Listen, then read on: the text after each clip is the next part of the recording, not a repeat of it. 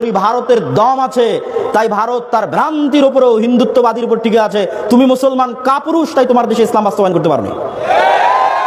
তুমি যদি বলো যে আমি ভারতের চেয়ে শক্তিশালী, ভারতের মতো সাহসী, হাসাহাসি ঠাট্টা করতে চাও, তাহলে ভারতের মতো দম দেখাও। বাংলার মাটিতে রাষ্ট্রীয়ভাবে ইসলাম প্রতিষ্ঠা করে দম দেখাও। মিনমিন করে মিউ মিউ করে সেকুলারিজমের বুলি আওড়াও, আর তোমার চারিপাশে কট্টর হিন্দুত্ববাদীতে ঘিরে আছে। এই সেকুলারিজমের বুলি আউড়িয়ে তোমার স্বাধীনতা রক্ষা হবে না। আমি আব্দুল্লাহ বিন আব্দুর রাজ্জাক বলে গেলাম। তুমি যদি স্বাধীন হতে চাও, তারা যদি ভ্রান্তির উপর কট্টর হতে পারে, তোমাকে তোমার হকের উপর কট্টর হতে হবে।